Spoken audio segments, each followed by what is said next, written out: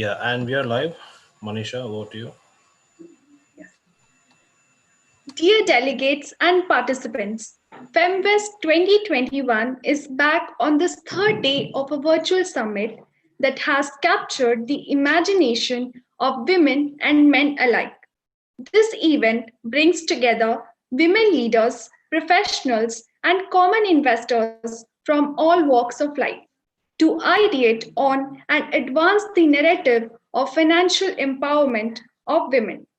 This virtual summit is being brought to you by HerMoneyTalks, India's first one stop financial platform for women, in partnership with BSE India. Day 1 and Day 2 of the event have been off to a flying start, with industry leaders opinionating on issues and topics that impact all of us from a personal finance perspective. We have had thought provoking talks on capital markets, on Resurgent India, on how to use lean thinking for a positive mindset, and on the human element in fintech.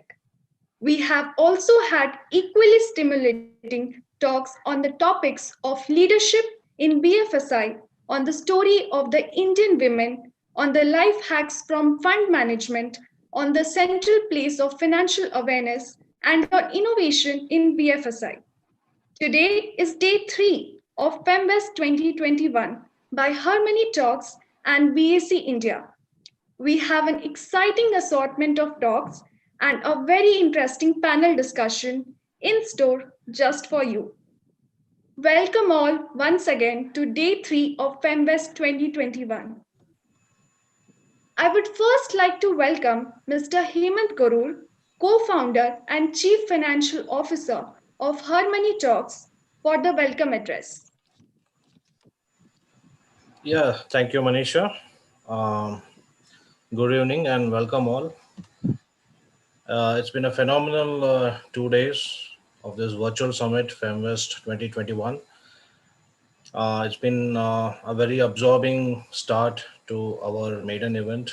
We had a galaxy of speakers, starting with Mr. Ganesh Ram from BS India, Mr. Lakshmi Iyer from Kotak, from Ms. Rita Nag Chaudhary, who's an independent consultant. We have also had Ms. Shalini Warrior, ED of Federal Bank. We have had Ms. Radhika Gupta yesterday from Edelweiss, Dr. Archana Hingorani, Mr. Kushbu Balsara from BSC again, and Ms. Jaya Janathan from Indostar. So to sum it up, the first 2 days were replete with insights, replete with opinions, all centering around personal finance and the woman of today. Today, on day 3, the theme centers around, again, of course, on personal finance, but more specifically on risk and risk taking in investments. This is something that we felt we need to have a day dedicated to this. We also have an exciting panel discussion that's coming up after this, after Mr. Love Kumar's talk. I would like to just touch upon a couple of things when it comes to risk and risk taking. Most of us, anybody who's starting out in their career, anybody who's starting to know personal finance or starting to invest independently, invariably comes across the quintessential question of risk or the issue of risk. And especially so when women want to invest independently. Now, I would like to take a couple of moments um, in deciphering a typical confusion that occurs in terms of risk versus uncertainty.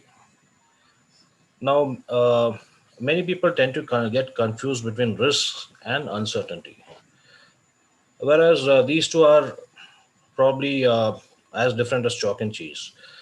Risk on one hand is knowing what's the danger.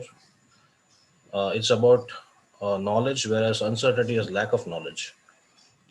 Risk is all about decision making in situations where the potential outcomes are known, or rather the probability of potential outcomes are known. Uh, Uncertainty, on the other hand, is where potential outcomes are known or very are unknown, or very little is known about the potential outcomes, and hence you will not be able to take a call in terms of you'll not be able to take a decision in terms of, let's say, investments. To give you a very simple example, if I am just trying to decide on investing in, let's say, penny stocks. Now, if I do know what are penny stocks, then what happens is I do know that if I invest on a penny stock, there's a 90% chance that I would lose my shirt over it. Similarly, if I decide if I'm considering to invest in, let's say, 10 startups, we know the hit rate here. I'm likely to take a 80% um, risk on losing my shirt over it. Now, what happens if I don't know what a penny stock is? What happens if I don't study the startups that I'm about to invest in?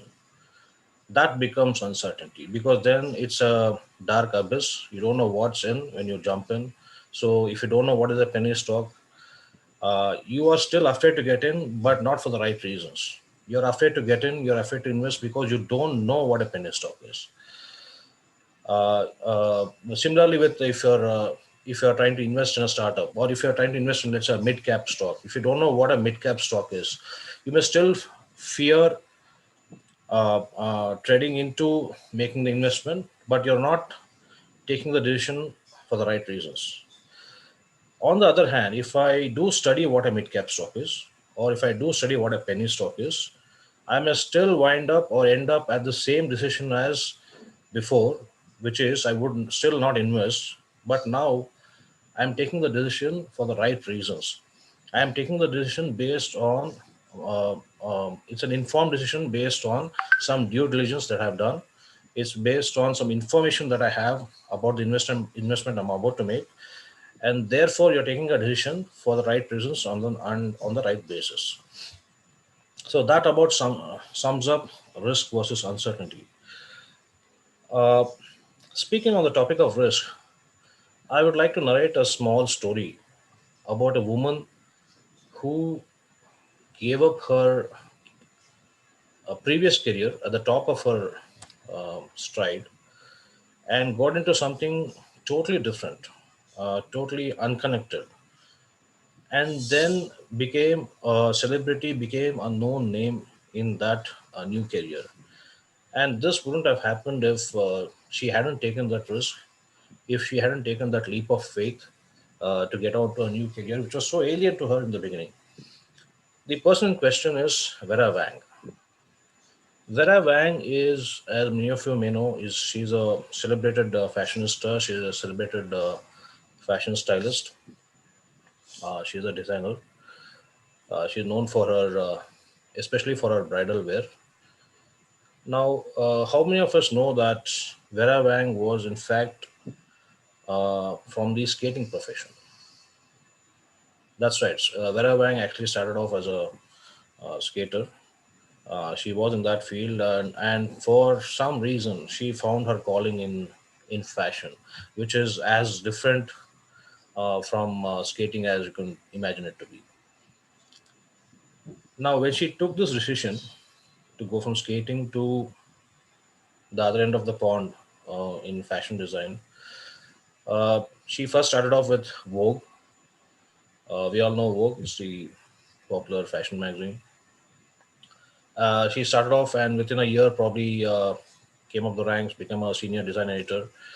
It wasn't easy for her, this transition, but then she justified it by putting her heart and soul into it. She went on to be at Vogue for a solid 15 years at the same company and grew from strength to strength. And then, after 15 years or so, she transitioned to Ralph Lauren, another fashion brand. She became the design director and so on and so forth. But it was after joining Ralph Lauren that something very uh, distinct happened in her life, something So maybe her calling came at that moment where she found out from the market that all the brands, fashion brands, were manufacturing dresses for the slender physique or slim body type. Now, this was something that Vera couldn't digest. Vera couldn't fathom why, because she felt, and strongly so, that all people deserve a chance at wearing fashion or high street fashion, as they call it.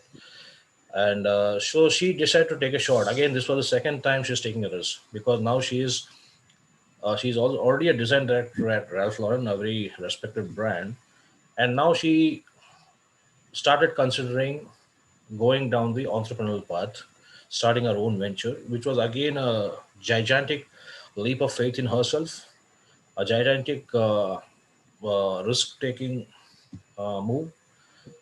And she started off her own venture in right in bang in the middle of New York City, and it was a boutique outlet.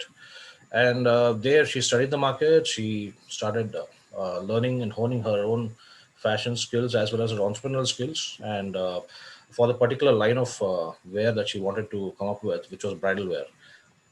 And then she succeeded at that as well.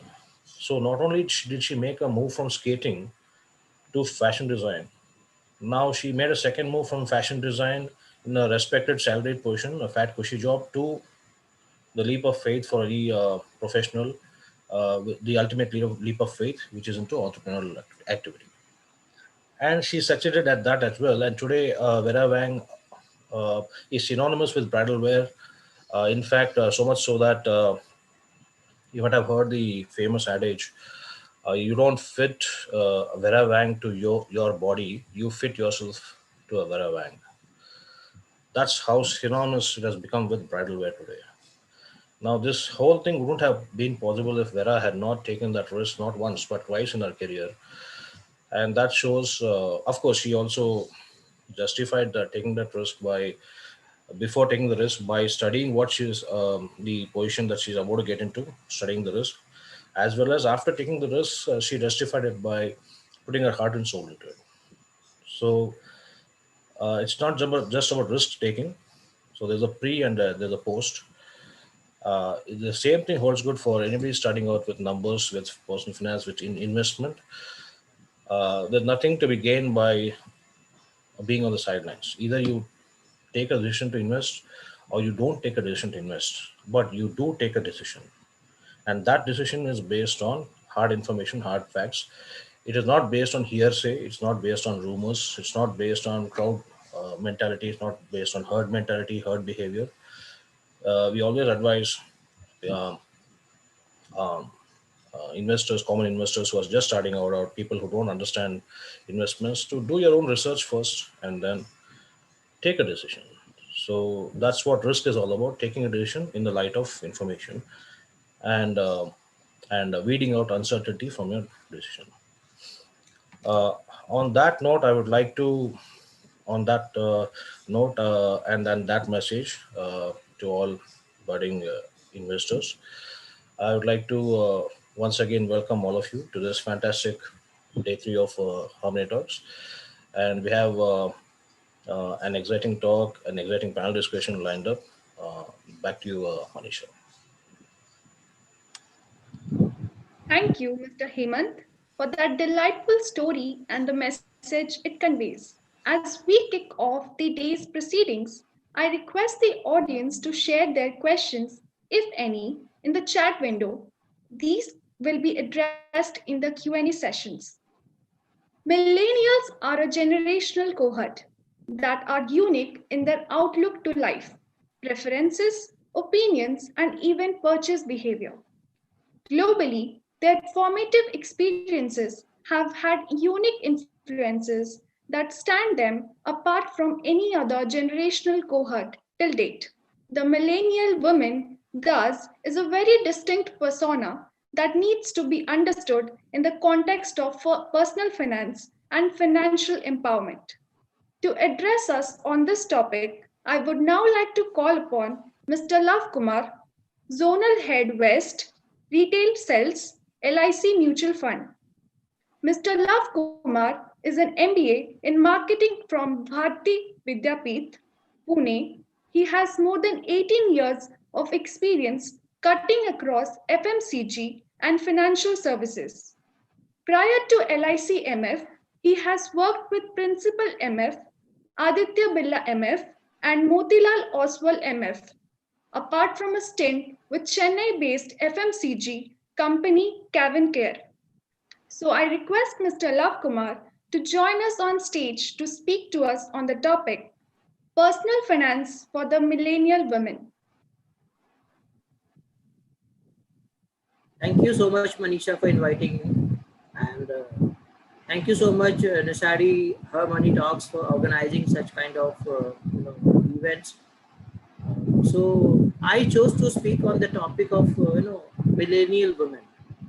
So do we know who are millennial women? So anybody born between 1981 and 1996 is actually a millennial woman, and they are called Generation Y. So there's another generation as well, that's called Generation Z. So and there are a lot of things which are very unique about millennial women. So I would say that between past generation and Generation Z, this Generation Y is a link. And there are a lot of things which are very similar to the past generation or Generation X and to the next generation called Generation Z. So, millennials want higher education, they want financial independence, and they want big fat wedding as well. So, but then there's a catch. The catch is that they want the cost to be split between bride and groom. So maybe Generation Z doesn't want a big fat wedding, but Generation Y, like Generation X, wants this wedding, but the cost has to be divided. And but there's one thing which is very, very special and unique, which has been found out by various surveys, is the millennial men, women alike are more loyal to the organizations or to society where they are staying. Generation Z is also very, very concerned about society, but Generation Y, which is millennial, are more, more adaptive, are more loyal to the organizations they work with. So, that is a very interesting perspective about millennial women. And, so personal finance and among women or among millennial women. So, people say, or it has been found out by many surveys as well, that women generally are very, very risk averse. They don't take too much of risk. That may or may not be true. There are a lot of reasons, there are a lot of psychological reasons, there are a lot of hormonal reasons. But I will take you back to medieval ages. So in our Vedas, what we have seen is written is called Stridhan. So there has to be the concept of Stridhan, which over a period of time got deformed into dowry. So that became dowry, which is now doesn't looked upon, which is not a good thing, which is almost like discontinued.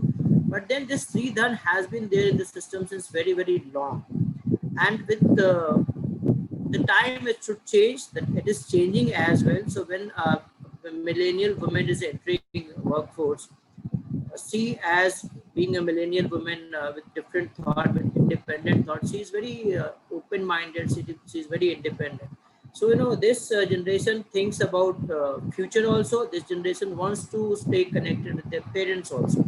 So that becomes very important, that how do you manage your personal finances, because connecting, saying that you're connected is easier than actually you're implementing it. So what is meant by that, you want to take care of your parents also, and you want to take care of your husband or future husband or your future requirements as well. And in between, sometime what happens, you find yourself stretched between both the sides, both the corners, because you think you're morally responsible to both of these. So personal finance becomes very, very important. So I have normally divided personal finance for millennial women into 3 stages. So one is a stage when, so it starts from the very beginning. And I would like to again quote Warren Buffett, that he said, maybe he started investing at the age of 12, 14, and he said it was late. So the habit of saving and investing should be inculcated from day one, ever since, that should be part of the children's curriculum as well. So that is the first stage. So till the time you are studying, or you are, even if you're dependent on somebody, you start going to school, you start going to college, you get some pocket money, you save out of that pocket money, maybe you start investing from your pocket money. So that is your one phase. And then I've seen people, men, women alike, who have saved good amount of money even while they were studying and even while they were not earning. And when you start earning, then by the time you start earning, you actually have inculcated those good habits, that how do you save money and how do you invest money. That's very important. Saving is just one part of it. You're investing is another part, which is very, very important. How do you invest money? So that's one part. And the moment you are on your own, then you take very calculated decision, you take very informed decision. Then now what has to be done, what is required to be done for taking care of your parents, for taking care of yourself, and for taking care of your future requirement, that you want to get married. As I said, millennial women wants big fat wedding, but they want the cost to be divided. So at least for their own cost, they would not like their parents to contribute for it. So they would like themselves to contribute for that cost. So that becomes very, very important for a millennial woman, that you start taking care of all those aspects. So what is normally required to be done is that you create one bucket for this, one bucket for yourself, one bucket for your future needs, one bucket to take care of your parents if a need arises.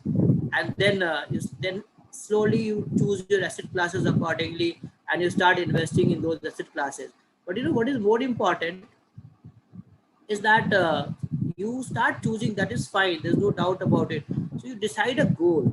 So every bucket has a goal associated with it. Okay, this money is for this money is for this. So normally the stage one is your investment, which is pre-marriage. So then you decide, okay, how do you segregate, whether it is for your higher education, whether it is for your marriage. Then you decide accordingly, okay, what asset class to choose upon. Then the stage two comes is post marriage. So no, you have done your big fat wedding, you have contributed, your groom has also contributed. So this stage becomes very, very crucial, that what do you choose, what is your goal post marriage, where would you like to invest, would you like to go for a car or a home, or you have started thinking about your retirement, or you start thinking about your children. And mind me, it may sound bad, it may not sound good, that you have to also keep yourself prepared for any eventuality in life, loss of partner by any way. But you have to keep yourself ready for all those eventualities when actually you are planning your investment. That's very, very important. So you have to keep your emotions aside when you're actually planning for future, when you're actually planning for your investment. So normally there are 6 thumb rules of wealth creation. The first rule is that keep a part, at least 10% of your income aside. Second is, then you invest that savings so that it grows. Money in bank deposit for me is not investment. It's just the money which you have saved. So, and the third is avoid debt. The more you avoid debt, the better it is. People say that you can take debt in the younger stage of your career, or you can take debt at this stage or that stage. As far as possible, avoid debt. So when I say avoid debt, avoid credit card, avoid personal loan, you can go for a long-term wealth creation, but then you are millennial. You are not at all interested in buying a huge house with a big loan. You're not at all interested in that. And that's all a debt investment that never gives you the yield at which rate of interest you're actually paying for that. Fourth law is, don't speculate to get rich. Normally women don't speculate, so women become very, very good investors. And why I say this, that women become very good investors, is that it has always been said that you don't take risk, you avoid risk, you are risk averse. But why have you been risk averse? So there are 2 reasons. Obviously there are a lot of historic reasons that being risk averse, but then that is a virtue. That's a virtue in disguise, that you are risk averse. Risk averse doesn't mean that you don't take risk at all. Now, for me, you take a lot of risk when you actually go for shopping. So you take a lot of risk. Okay, shall I buy this? Shall I not buy this? For how many times I'll wear this dress or that sandal? So you take a lot of risk. So that but that's a smaller thing. That's a very, very smaller piece of risk which you analyze when you actually take smaller decisions. But when it comes to bigger decisions, I can tell you, most of the bankers which we have seen in the country, maybe Arundhati Bhattacharya, maybe Shikha Sharma of the world, they have been excellent bankers. Why? Because you can immediately analyze risk and return. And that's very, very important. You are prudent with your spending. That's good. That you know how much risk to take and how much return to generate. And so that and the another rule, the fifth rule is invest in yourself.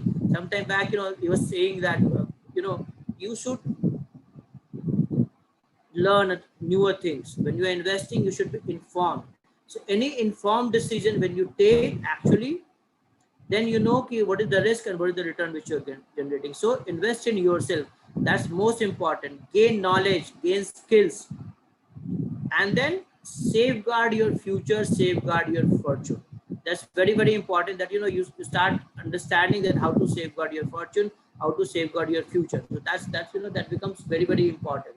So other than that, anybody, whether it's a man or a woman, become very, very good investor. So people talk about stock markets. In our MBA colleges, what we found that out of the total batch, only I think 30% of my female friends actually took MBA finance, whereas more than 40% took MBA finance from the men's side of it.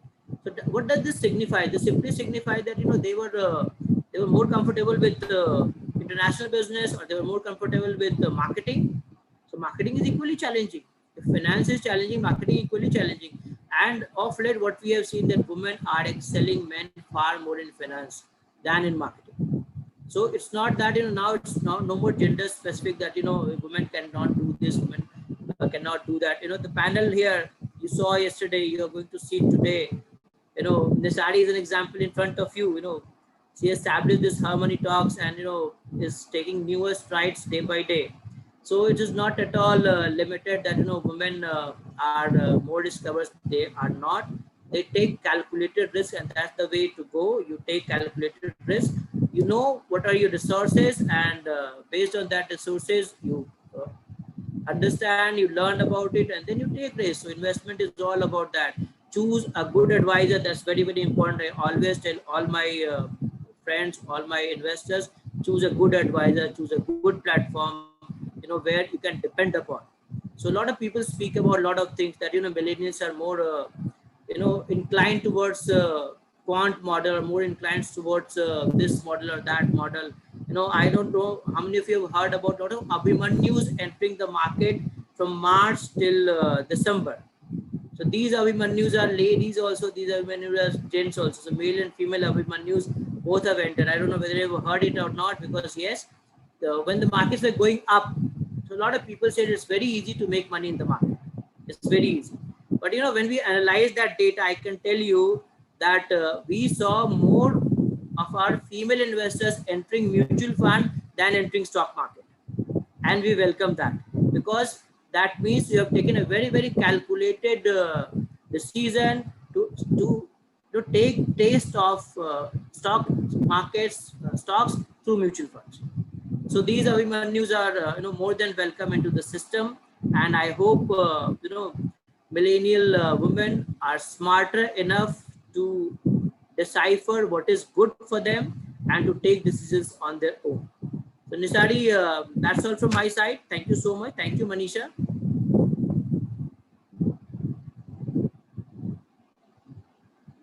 Thank you, Mr. Love Kumar, for that detailed exposition of where the millennial woman stands today and her relationship with personal finance. I request the audience to share their questions, if any, in the chat window. These questions will be addressed in the Q&A session at the end.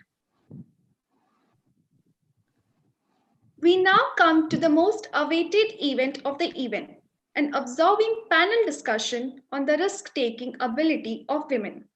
It promises to be fulfilling and insightful panel discussion, replete with invigorating exchange of ideas and a balanced dissection of the idea of risk-taking. We have a bevy of highly accomplished panelists here today with us, whom I would like to take this opportunity to introduce. I would request each of the panelists to come on stage by switching on their videos as I introduce them. Firstly, it is a pleasure to invite on stage Ms. Preeti Chaudhary, founder of LinkedIn Local India and creator of Pan India #LinkedIn Local India community, a LinkedIn property, online, offline, online series of knowledge and networking events in India. In the startup ecosystem, she is head of investments, partnerships, and alliances at InfoCrest LLP, mentor at several incubators and accelerators pan India, speaker and judge at e-summits and conferences globally. Welcome, Ms. Preeti. Next, I would like to welcome on stage Ms. Neha Lobo, performance, marketing, and corporate advertising leader, IBM India, South Asia. Ms. Neha, in her current role at IBM, leads a team of senior marketing professionals from disciplines such as campaign, digital analytics, and brand. She has 24 years of industry experience spanning sales and marketing. Her current mojo is to share her thoughts with a wider circle of people, such as the esteemed panelists present here today. Welcome, Ms. Neha. Next, I would like to welcome on stage Ms. Sunita Vikram, Managing Director, Agua Women Leadership. Sunita comes from a dynamic background with vast international experience. Her strong academic track record led to her dive headfirst into her professional journey spanning over 2 decades in multiple industries. Her experience as a senior leader has given her a deep conviction of the urgent need for dialogue around women financial empowerment. Sunita feels the need to overcome self-limiting beliefs and build narratives around current women's leadership perspectives. Welcome, Ms. Sunita. We also take great pleasure in welcoming on stage Ms. Anita Sutrave, Deputy Chief Executive Officer, Cafe Mutual. As its Deputy CEO, Anita runs Cafe Mutual, a business that is completely dedicated to serving the needs of the Indian advisor.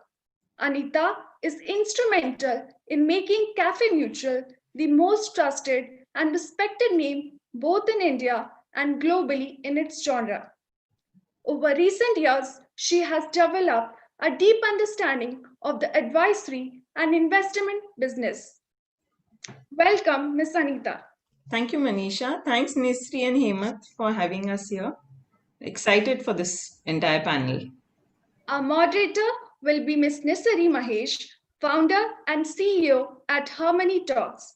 The topic of today's panel discussion is risk-taking ability central to women's success as retail investors and fund managers? As we kick off today's exciting panel discussion, I request the audience to share their questions, if any, in the chat window. This will be addressed in the subsequent Q&A session. Over to you, Ms. Nisari.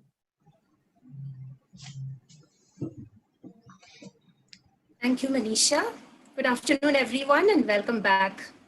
Well, I would like to start this leaving a question to you, for which hopefully we will get an answer as we end the session.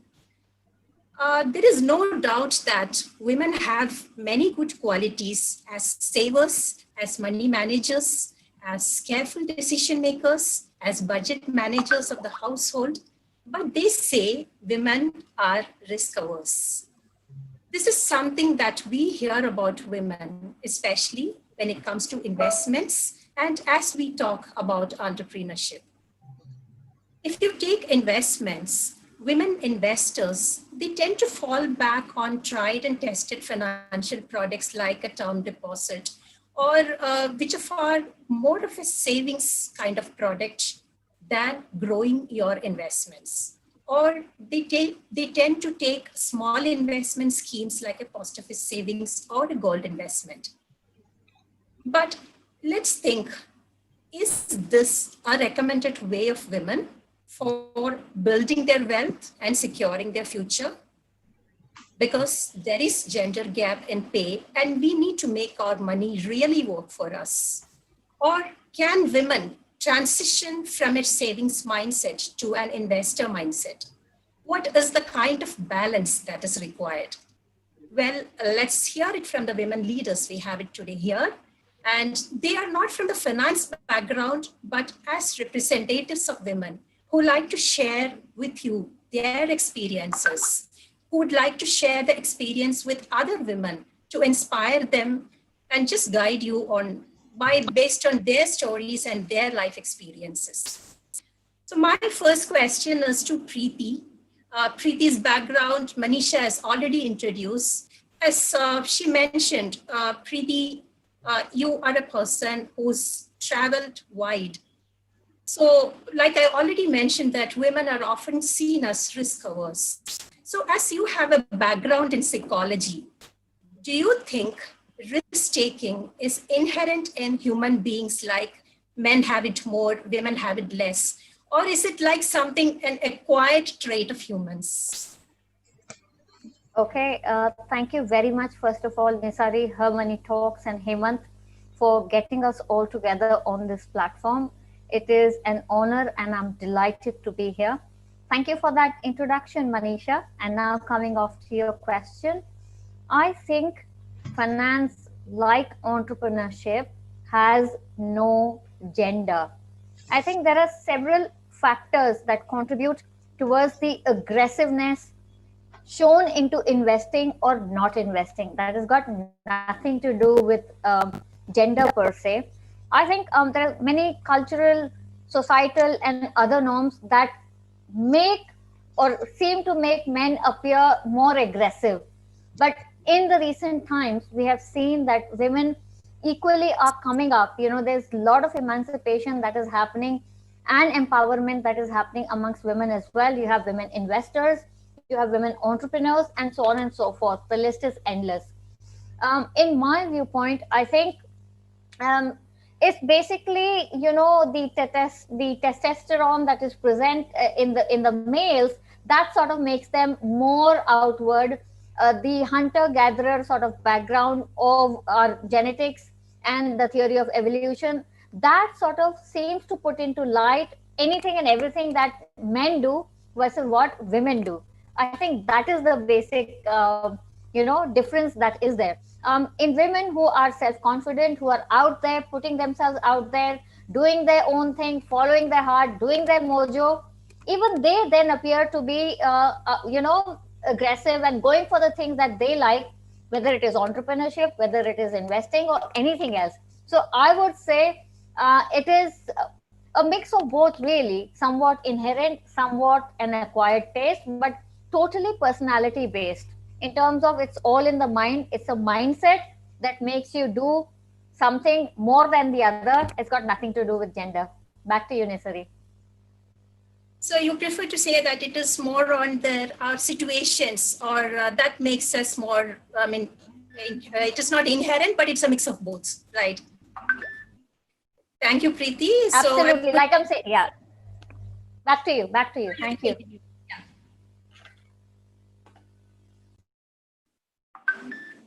Okay, I'm moving to Neha now. Neha, in my experience, I've seen a lot of women savers. Like if you go to the semi-urban, you see a lot of hardworking women who take active charge of their finances, like a small savings, the micro loans, etc., etc. But there is a wide notion that people generally think educated, working, or urban women are financially savvy. So Neha, as you are part of the corporate world and has seen it extensively from a marketing and business development point of view, I would like to ask you, do you feel women with industry exposure or the so-called career women, they tend to take better investment decisions than say homemakers. So how do you think, and how do you see the difference there? Let me start by thanking you, Nisari and Hemant and Manisha for having us here. Great to be here. Let me start with that. And a fantastic question, right? Do we see whether career women versus homemakers, who does it better than each other, right? If I step back, a short answer would be any data points we look at, we will find homemakers are not making those decisions, right? And we will see the data showing up, career women are making more of those decisions. But I would say let's go down one level. I think Love Kumar spoke about it earlier as well, and Preeti also alluded to it. Why is it so, right? My own example, I've been a career woman for about 24 years, right? But did I start from day one talking about money, and did I have financial goals? Did I make those decisions? Not really, because in 20s, our priorities were different. When I became in the 30s, that's when I actually took money matters into my hands. And like Love mentioned, may not wait for some situations in life. We don't have to wait for it, but it is up to us when do we want to get comfortable with the subject, right? And so I wasn't comfortable. I thought I would love to live a carefree life, not decide anything about money, but let somebody else make the decisions. And the easy thing to do is to give it to your spouse, right? And then came about, why not? Why not? Because these decisions and these discussions are very interesting. And once we start taking interest, and then you say, okay, I would like to dabble with whatever I have. Let me start small and then grow big, right? But the first and foremost, I would recommend all our women folks, friends here, is look at participating in the money discussion. I am envying the fact that we have something like this today, which we didn't have when we were younger. I don't know whether Preeti, Anita, and Sunita would agree to it, but we did not have platforms to talk about money matters like this or a webinar, right? Internet itself came when we were like 25, maybe. Yeah. So I think you have so much of exposure to content, so much of exposure to reaching out to people and asking for recommendations. You have a lot of ecosystem that's available today, which we did not have. I would say that there is a huge shift. So we should be able to tap into it. And yes, career women has those exposures. It comes a bit more easier because of the ecosystem we have built versus my homemakers at home, right? In my own circles. So the data definitely shows, yes, career woman is in a better shape to make those decisions. But I would say that it's a practice. It's a practice, and it is also about the confidence we build by dealing with the topic of money. That over to you, Nisari. Thank you, Neha. That's exactly we are trying to do at HerMoneyTalks, because there are very less platforms that promotes that discussion of finance with women. If you go to most of the sites like a Policy Bazaar or a Bank Bazaar, it is more male focused, and very less women visit the sites. But we are trying to build that money conversations with women a lot to build that confidence at HerMoneyTalks. Thank you. I'm now moving to Sunita. Sunita, I know that you have been creating women leaders and working on women in leadership positions. Working with women in leadership positions is something that is very close to your heart. So when you are in a leadership role, it entails a lot of risk management, and sometimes you have to take that tough decisions. So this way, according to you, how are women managing this? And being an ex-banker, you might have seen how women are doing it when it comes to their personal investments too. So I would like to hear it from you, and if you have any anecdotes to share of examples of your clients or your community members, anything, that would be great. Right.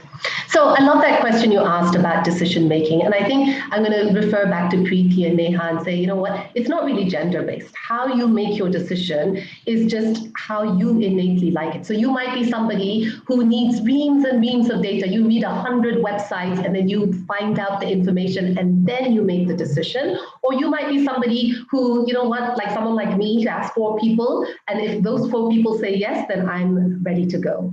So I think any of the things we're talking about, decision making, figuring out our financial goals, they're not gender based, although there might be a bias only because when we think about our beliefs and our mindsets around get that from? Basically, we get that from how we're brought up. So if you're in a household where your dad made all the decisions and then, or your brother made all the decisions, there's more likely that when you grow up that you're going to think, that's not something I handled when I grew up. It's something that, you know, a male member of my family did. So I think when it comes to decision making or any of these things, it starts with thinking, what is your self-limiting belief and what is your self-limiting mindset? And that is independent of gender. And even the confidence is independent of gender. So asking yourself that question, where did I get these beliefs? If I'm not doing it and I have this financial goal, what do I need to overcome? And who do I know? Who do I know who breaks that stereotype? Maybe I know. I mean, there's, like Preeti said, there's plenty of women now who take their own financial planning, who take ownership, who take accountability for what is their end financial goal. And do I know an exception who have broken some of those myths and biases that I have? But as always, when we look at leadership, we start with the internal. We cannot start by looking outside. We look inside and say, what are some of those thoughts and biases and ideas I have and those myths and stories I'm telling myself, and how can I look to see who can bust those and how can I overcome it? Back to you, Nisari. Thank you, Sunita. Yes, exactly. We have role models to nowadays. That's a good sign. But I still feel we need more role models so that more women can come forward with having open discussions with finance. And I love that what you're doing in your organization, like doing that leadership training and the programs for inclusion and all. It's a good initiative. I'll come back to you to ask more questions regarding that. And now I'm moving to Anita. Anita, I know that you are managing a platform called Cafe Mutual that is guiding investors about industry updates and mutual funds analysis, etc. You have mentioned but I'm curious. I would like to know something that, are your platform attracting women followers or readers? Because I can understand that when it is a platform purely about finance, equity, markets, there will be a lot of male followers reading about it, staying updated about the industry news and all. But can you reveal, are women investors or women advisors following Cafe Mutual? If so, what is the ratio of the followers you have? And is your platform doing something to attract more women followers?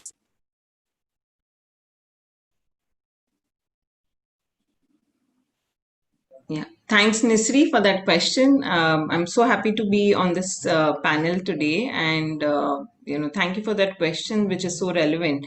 Ours is a B2B platform, like I mentioned, and you know how the mutual fund industry is largely a male-dominated industry. There aren't very many female advisors in the industry. While this trend is changing, and platforms like yours and many others which encourage women to actively participate in financial matters, so that's changing now. But like Love touched upon something that and of course Preeti spoke about it, that there are these attitudes and behaviors that have existed in our society for such a long time, that it's percolated really deep, so it's going to take time to change. But I'd just like to touch upon a few things, that society has always made these rules on what a man and a woman can do. So from right from the beginning, when men used to, completely do the hunting and physically more strenuous activity, women were always taking charge of the domestic life, the children, and raising them. So while the men stopped hunting and then they moved to many other things, women just continued to be responsible for the home and the children. So what, later on what happened is the men continue to wield the levers of power, and money is a very strong expression of this power. So they always kept women away from any money making decisions. So which is why I think most women, even now, a lot of women who are independently making their own money, even now leave these financial decisions to the male members of their society. So of course this is again, as I said, that it is going to take some time to change. What we do on our part is that we try and encourage women advisors by trying to feature a lot of their success stories on how they've built up their own assets and how they are reaching out to clients. But we see that even a lot of clients, the lot of male clients would not like to take advice from a female advisor. So it's going to change, slowly but steadily. But I think platforms like ours, or even for that matter, Her Money Talks, where more and more women, when they come into active financial management, I think these things will see a lot of transition.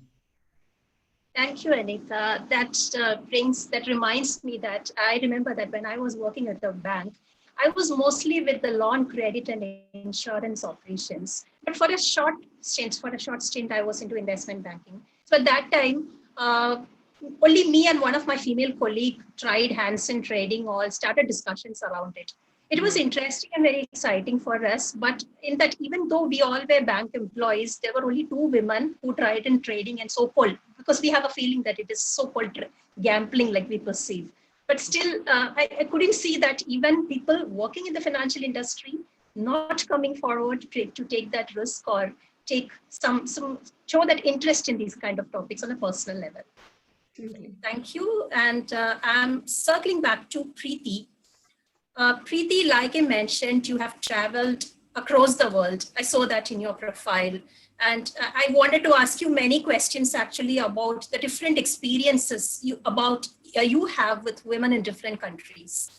So here, what I wanted to ask is that, are there any difference in the risk-taking nature of women across geographies, culture, or across ages? I believe you are the best person to tell about this, as you have interacted with women from different countries.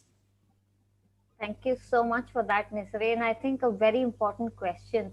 In my own personal experience, I think it is the balance of power, and it is the form of societal norms. If it is a matriarchal society, then the balance of power obviously naturally shifts to women, and there certain sets of behaviors are exhibited. Whereas in a patriarchal or a patrilineal kind of a society, the balance of power shifts to the men, and then the men sort of exhibit those kind of behaviors. But if I were to sort of pinpoint and give out a few insights, I think let me compare the two biggest, how shall I say, populated countries in the world. I'm an Indian, born in India, but I also happen to live in China for about 8 years. Let me just compare the women of these two countries, in the advance of sort of time and everything else that we have today here. In my observation, in China, the women are more open to taking risks. They are more emancipated. They have a little bit more sort of power and choices and independence as compared to women in our country. So there, whereas in our country, only under 3% of women are into investments or into entrepreneurship, there the percentage is much higher. It's in double digits.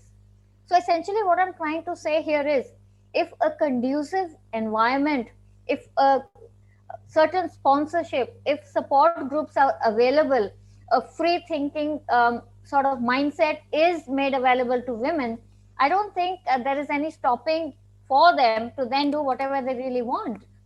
So in my sort of view, like I said, the more sort of enhanced and knowledgeable a woman is, the more the chances are of them sort of being way ahead. And I don't think, again, I would reiterate the fact again and put it on record here, like entrepreneurship, being in finance has no gender. Back to you, Nisari, with that. Thank you. Thank you. So you are thinking still India, we are not lagging that much. We are getting that opportunities. That's good to know that. Thank you, Preeti. I'm moving to Neha now. Neha, I know that you have a short stint as an entrepreneur too in early your career. What was the difference then and now? Is it like as an entrepreneur, you were taking more independent financial decisions, or it has changed now? Like now you are not taking that much risk, and have you outsourced it to your male family members? Or do you think entrepreneurs have a natural advantage in assessing risk and taking personal finance decisions? Okay, Nisari, you have actually tapped into a very old life of mine. Let me start. I just want to share very briefly, like what you experienced. Thank you for that. Thank you for that. If I backtrack in time and look at myself doing that stint of about a year or as an entrepreneur, it was a toughest year of my life, and hence I came back to corporate. Okay, if you look at the journey, the decision making or money, all of it was very tight. We did not have forums to go and pitch our idea and get investments, right? If you are traditionally from a family where you are from a business family, then you have some leeway into it. Otherwise, people like me, where my dad was in DRDO, somebody like that getting into a business was a very different ballgame. So yeah, so let me set that aside. But what you were asking me is to say that whether it is a natural kind of an advantage, in assessing risk, or how does it shape you up as a person, right? I think it, like you just heard Preeti mentioning, you heard Anita's input, and even Sunita just mentioned, right? There's so many dynamics actually playing there. It's not very straightforward to say anything comes natural. No, it doesn't come natural for neither genders, right? Because I'm a mother of a boy and a girl. Both of them have to be trained to and they have to learn this. So in my view, nothing is natural. It is about how much you put yourself out there, what do you learn, and how do you practice. But let me tell you, entrepreneurs definitely have the access to seeing, or they are trained to see and assess various scenarios, right? Because that is the need of the art. So they play with various scenarios. They actually evaluate different financial decisions. They stay out of the problem and evaluate. Within the problem, they evaluate. They try multiple models. And that is something which may not be, the way of life for somebody in corporate, maybe. Yeah, that rigor, I would say. But if you were to ask an entrepreneur to say that, hey, are you still going to indulge in money matters? Is that your goal, right? The entrepreneurs may be tired. They just want to go after what is the vision they want for their company. What are the greater pursuits they need to go after, right? That is what they are after. So if somebody else is now taking care of the money, which they know how to take care, but they can possibly hand it off to somebody and focus on the greater agendas in life, in terms of their legacy, in terms of what they can solve problems, and what is the solution they're going after. So I think, maybe Anita will chime in there. Somewhere that trajectory comes. So to answer your questions, yes, you could. There is nothing natural. You have to train yourself. That's what I would say. You have to use your brain power, use your ecosystem, learn and practice. So yeah, people come with advantages and disadvantages because of their situations and how they have lived through the situations. Over to you. Yeah, thank you. So in a way, you were telling that an entrepreneur's life is full of risks and it is comparatively settled when it comes to a corporate life. That's what. But I can also tell from that point of view, like, for an entrepreneur, it's a journey. It's full of learning. So you make mistakes, you learn from that. Sometimes you have to take a risk, and you may end up in wrong decisions. And finally, you will learn from that. And yeah, when you focus on your vision, a lot of things are coming around that. I can understand what you were going through. The difference, if I were to chime in, the difference is Neha as an entrepreneur was worried about paying off salaries. Okay. And Neha as a corporate employee, I think can be happy that, month end something comes into the bank. That was the difference if you were to summarize. Thank you. So I'm moving to Sunita. Sunita, in your opinion, how can women take charge of their finances and take ownership of their investment decisions? Because in families, generally, men take the decisions, or sometimes in some families, it is a joint decision. So how best women can contribute to it? Yeah, it reminds me of a Stephen Covey quote, which says, begin with the end in mind. Because I think that women and men, as I think this is a common thing that we're all talking about, is what is your end financial goal? And to be honest, my own situation at 40, my father passed away. And I was left with this estate and his affairs, and I hired a financial advisor, and he asked me, what is your financial goal? And I really hadn't thought about it. And I was like, oh, is there such a thing? Because I just thought about my personal goals.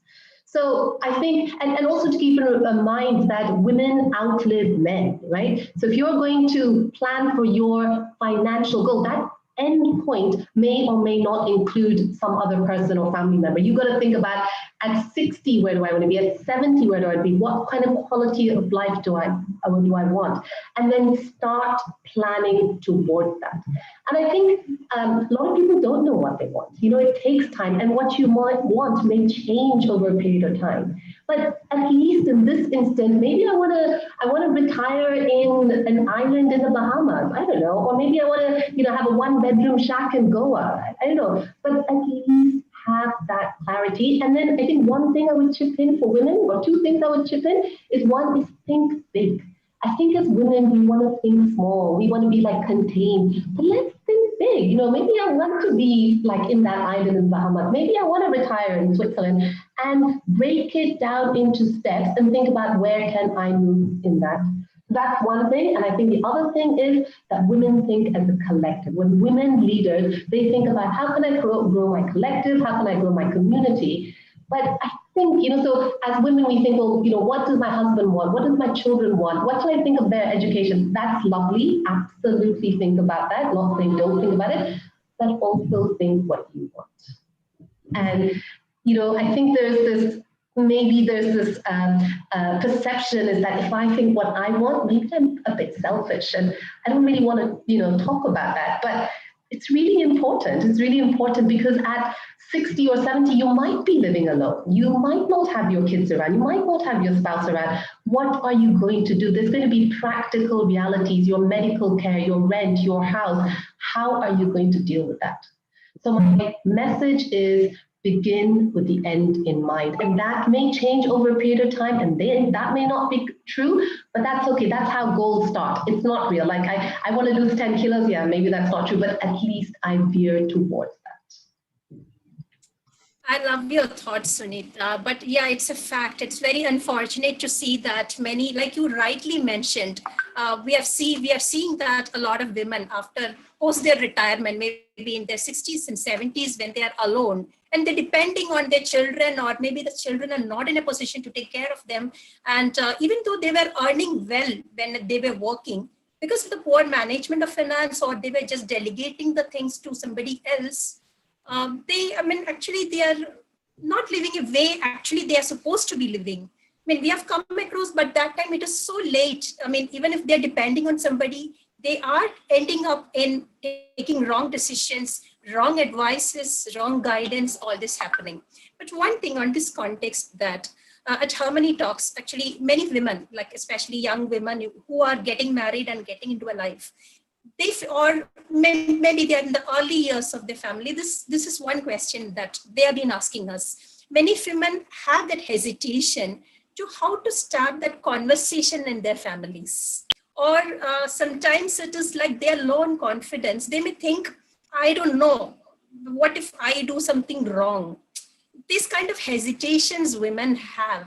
And they have a feeling that they should know about the products. They should know about the financial markets to take a decision. So if I don't know, then I'm not a good money manager. So we are trying to change that mindset by management is not always knowing about where the market is going, what are the stocks good to buy, but it is something more than that. I will definitely come to that as the discussion progresses. Thank you, Sunita. My next question is to Anita. Being an entrepreneur, you are self-motivated individual. Like Neha rightly mentioned, you have a vision, and it's a journey. Like I was sharing my experience. Like it's a journey of learning, and you have to be proactive in whatever you do.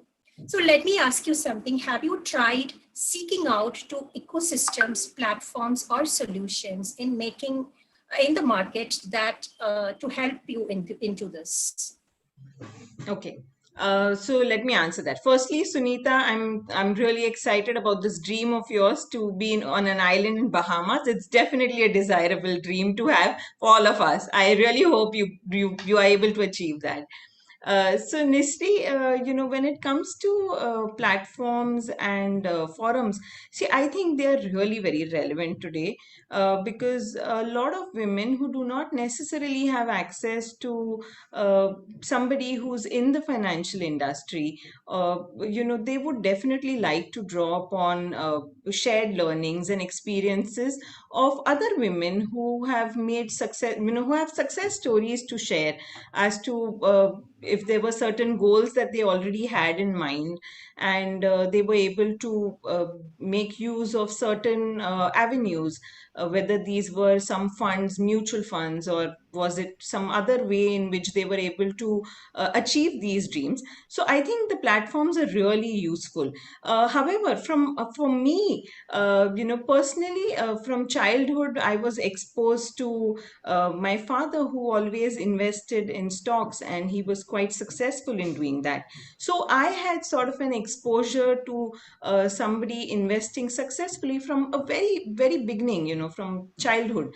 So to that extent, I was exposed to risk taking and various avenues. And then as I was growing up, I was again exposed to uncles and aunts who actively took part in financial decision making. So like Sunita said, that it's necessary that women they are able to assert themselves and say that I like money. So I'll just state a small example. So a couple of years ago, we conducted a research. This was focused groups of women and men, and we tried to ask them what does money mean to them. And it's not surprising that most women were feeling ashamed to say that yes, I need the money, because somewhere we always place women as close to God, and we are not materialistic. We are just very happy when our families are happy. We want to have our children, we just want to focus on them. And we almost feel ashamed to say that I want money, I have my dreams, I have my goals, I want to think about my future and secure it very well. So I think it's so important for platforms like yours to start sharing such success stories. And today, I think media is also, having a lot of information is available, readily available, on what are the different funds that you should look at. You may not be very knowledgeable on exact asset allocation, and you don't have to be very mathematical about it. But if you can just seek help of somebody who can point you towards some stocks or some funds that you may want to invest for a long term. And just because you do have, we are on this platform right now and there are some other investors, I just like to make a suggestion to women who are watching our webinar right now, that if you are keen on investing but you don't have enough knowledge, I would really suggest that you start an SIP in a large cap index fund, and this will really be your money which you just fill in, shut it, and just forget about it. It's going to be your long term money. So necessarily for somebody who's a low risk taker. So that's my take. Thank you, Anita. Anita, I can well relate to what you were telling. Like you mentioned, my childhood also was like that. I learned business and finance, risk taking and all from my father. Like he was like, we had the family business, and he was like, after school or after college, we have to mandatorily work. We have to, I was like a PA for him. Like we have to help with the finances, the things, even the decision makings he used to consult. So for me also, when I started the entrepreneur journey, it came very naturally actually. So I can relate well to what you were telling. And you rightly said, I really love that point, what you said. Women, we are hesitant to be seen as money minded. This is something I've noticed that even in our groups, like whenever I've been in some women groups, somehow we don't talk about money. We don't talk about how you can make your money work for you. In fact, I would love to talk about money, but unfortunately, I don't know, in my other women groups, we talk about everything else. But when it comes to money, I don't know, women leave the room. Maybe it's that conditioning that if you see them as money minded, it is not good. You have to be in that sacrificing mindset or something like that. Some hesitation. And I think, Nisri, you would have seen it even probably in your corporate life as well. So I remember, much earlier in my career, whenever there were increments that happened, and if a woman employee asked for a higher raise, she was seen as being extremely aggressive, while it was perfectly okay for a male colleague to say that, he's looking at a raise. So I think, I realized it quite then that mostly women are not expected to expect higher money raise or not talk about wanting money as a desirable thing. Thank you, Anita. Moving to Preeti now. Again, I'm again asking you a psychology related question, and as you are managing a lot of women communities, so this question is for you. Usually women like to discuss, share ideas, exchange ideas before taking a decision. Because I've seen in my women groups, it is like, even if you want to take a business decision, you put in the group, you ask ladies how you think about this. Is this good? Is this logo is good? Is this branding is good or bad? We ask that in our groups. But when it comes to decision making in investments, do you feel this tendency to share or invite?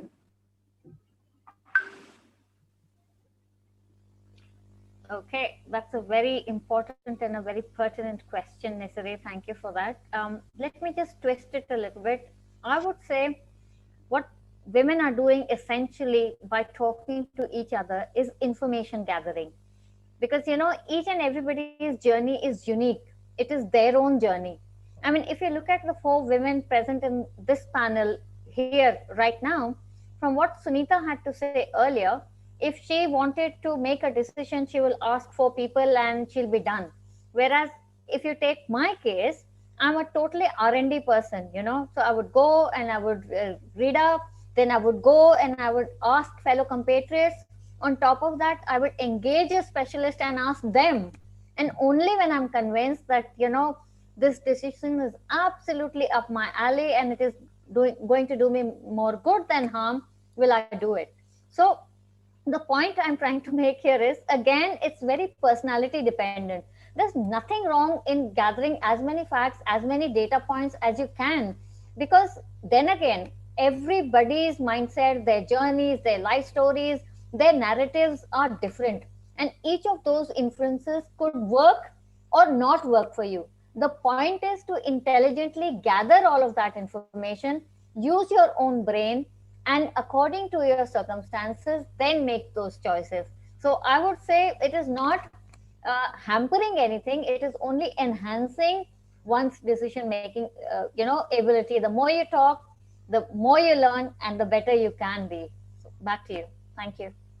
That's great. I would like to know one more thing. In LinkedIn Local, I know that it's a professional network group, and a lot of discussions have been going on on your career and your profession.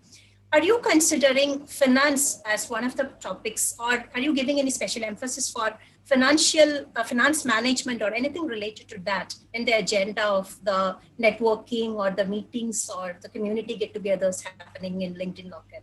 We've already been having those discussions and conversations, because then again, necessary, these are very important topics. You cannot look at finance as being a subset of. It is actually an enhancer and enabler. And I totally understand that, along with all the other panelists on this talk today. So going with that and making those informed and intelligent choices, it is only natural that these kind of conversations happen. And they are happening on LinkedIn Local India platform as well. Already we have many experts who have come and spoken about these very important aspects of everybody's life, whether it is a man, woman, old, young, child, it doesn't matter. The better each rupee or each cent or each paisa, the better planned it is, the more it will take you, the further it will take you. So those conversations are already happening, and they will be happening for the foreseeable future. Thank you. Good to know that. Just a small question. Are women actively participating in such discussions and groups? Absolutely, they are. The percentages are not all that great, but in the last 9 months, at least, in our special circumstance and situation that we've all been in for the last 9-10 months, I have seen the graphs sort of slowly going up and up and up and up. The point is, women come out, first of all, and all of us know, we go, we observe first, we stay quiet for a while, we sort of imbibe everything, we soak everything up, then we go back, we sleep over that information, then the next time we come back again, then we slowly start speaking up, and that's how the conversations build. And that's exactly how the participation graph is also building. Slow, incremental, but steady. So that is very encouraging. And I'm looking forward to engaging in more such important conversations as time goes by. Thank you.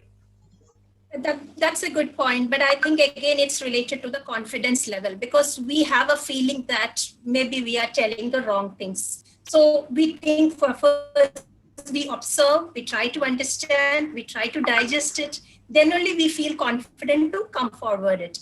I think this same happens when it comes to investments also, and risk taking also. Like, first we will see what is happening, we will try to understand the product, we talk to others, very slowly only we come to a decision or do something for our own personal finances. To Neha. Neha, sorry, Nisari, just before I want to drive home a point, each step, however small, each step forward is an incremental sort of journey. You're moving ahead. If you do not take even that small step, you're really not moving. So each of those little tiny steps, weeny doubts, hesitations, all of that is important, because eventually 3, 6 months, 12 months down the line, it will happen, the change will happen, and it will take place. So it's all about sort of allowing yourself, especially being women, don't judge. Let us not judge ourselves. Let us allow ourselves to express and to talk about stuff that we don't understand. Seek help, seek support of the information that we would like to have. Engage experts who are out there. There's so many experts available. Go talk to them. So these ways, every small step is only moving forward, and that's the most important thing. Thank you so much for engaging me here, and back to you now for listening to that extra 1 minute. That was well said. Actually, always taking the first step is very difficult. But when you take that first step, after that it will go. This is what we tell at HerMoneyTalks. We have an ecosystem. We want to help you, but we just want you to come forward to take that help and the ecosystem and make benefit out of it. Thank you, Preeti. And my next question is to Neha. Neha, it's a personal question, but we'd like to hear it from you to inspire other women. So how do you manage your money? Do you take risks, or you leave it to your spouse? Or if given a chance of independent decision making, would you limit your options in making personal investments, or would you like to take some, do some adventure or take some risk and try out something new? Okay, this is a good question. I don't know if my internet is choppy. If it is so, We can hear you. We can hear. Okay, great. Okay, so my personal experience, how did I start off on investments? My journey has been that I am not that girl who does not like money. I'm a very materialistic person. That's what my children say when they compare myself with my dad. I mean, with their dad. So to say that, okay, mama would love to have all these brands and all these things, right? So it is fine. It's absolutely fine. And we kind of talk it, in jest, and we all understand what we like. So I would say that like all our wonderful women already who have told, we should have some goals for our life and think big, right? And some vices are good to have.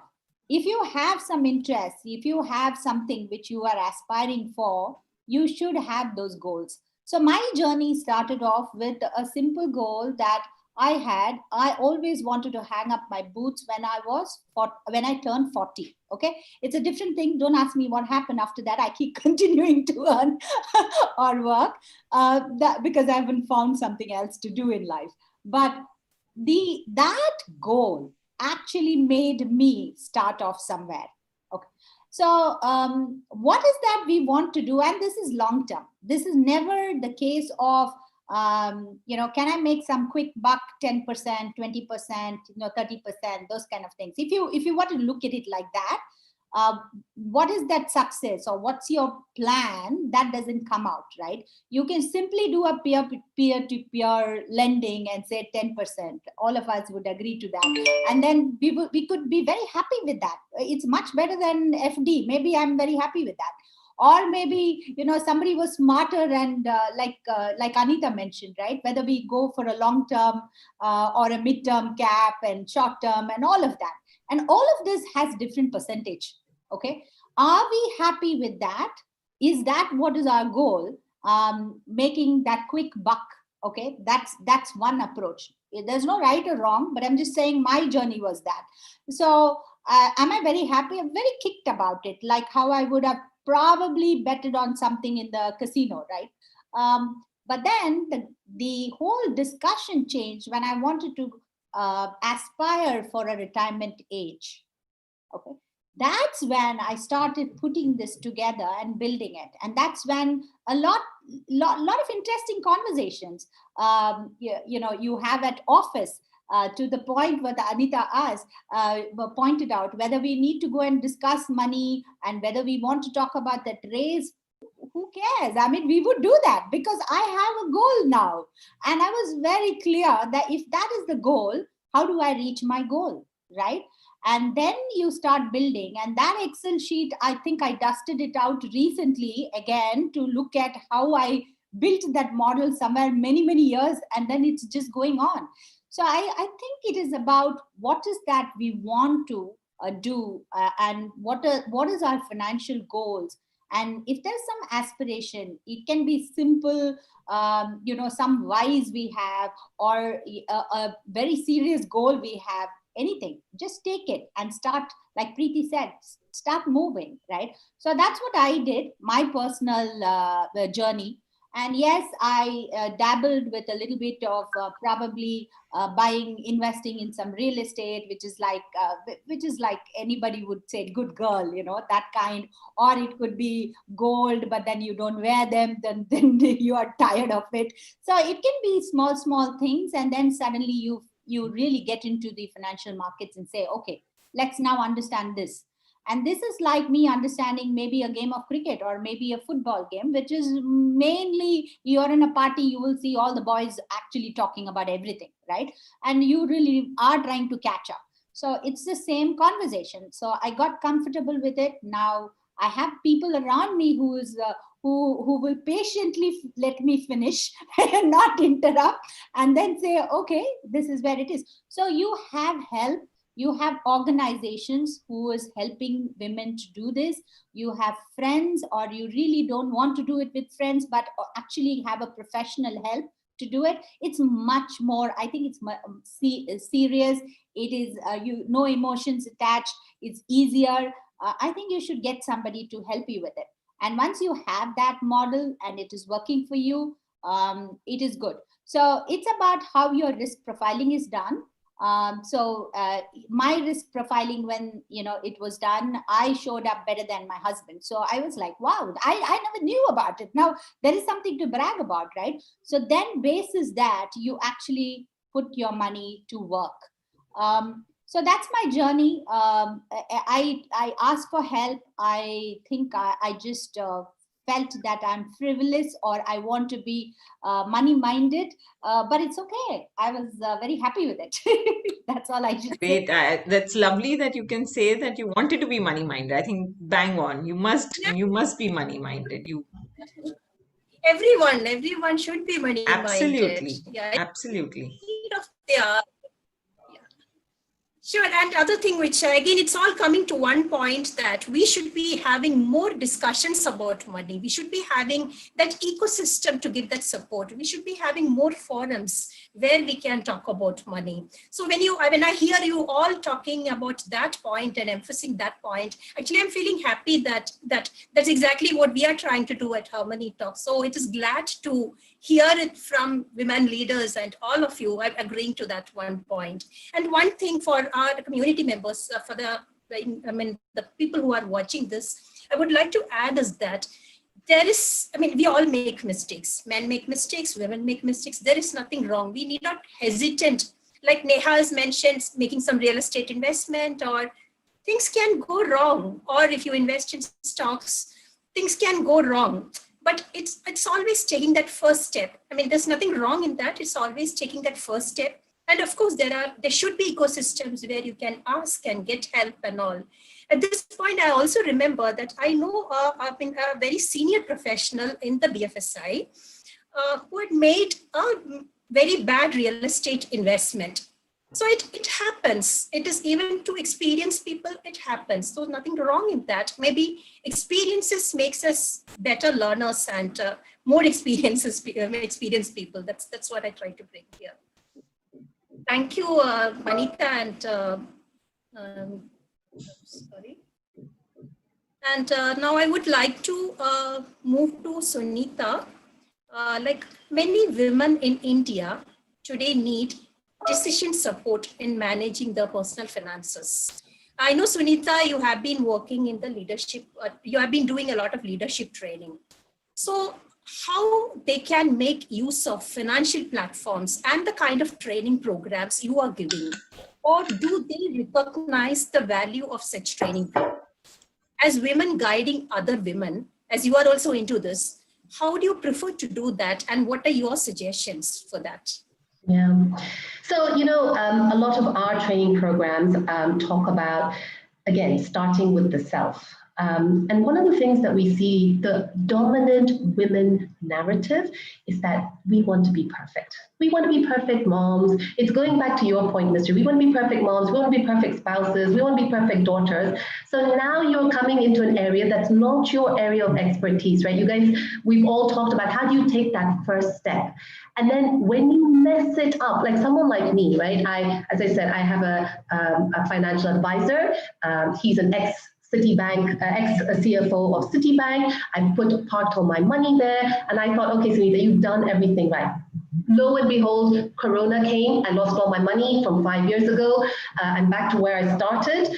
And but it happens, and it's okay. It's okay that we mess up. It's back to your point, talking to women, saying that just because you failed doesn't make you a failure. Can you see your failure as feedback? What do I need to do differently? How can I move forward? What did I learn from this? And how can I move forward from that? So that's one point I would definitely talk about. I think the other one is when we talk about training programs, also talking about self-worth. What all of us said, like I love what Neha said, she's materialistic and she loves that, and she has the vices because you know what, that's an equivalent of her self-worth. Maybe I think I deserve a Porsche. Why not? Maybe I feel like I should have a penthouse in somewhere in New York. Why not? Because that comes from I feel deservability and I feel worthy and I feel like the self-esteem to have those things. That's my second point. And I think my third point is, and you're going to laugh at this, everyone, but I think it goes back to Nisari. I read about this somewhere, that people are more inclined to talk about what they do in the bedroom than they are to talk about their relationship with money. It's a highly, highly, highly personal thing. Nobody talks about it. So when I think about financial management, I think it's a conversation that we all should have at the get-go with our children, right? So with your daughters.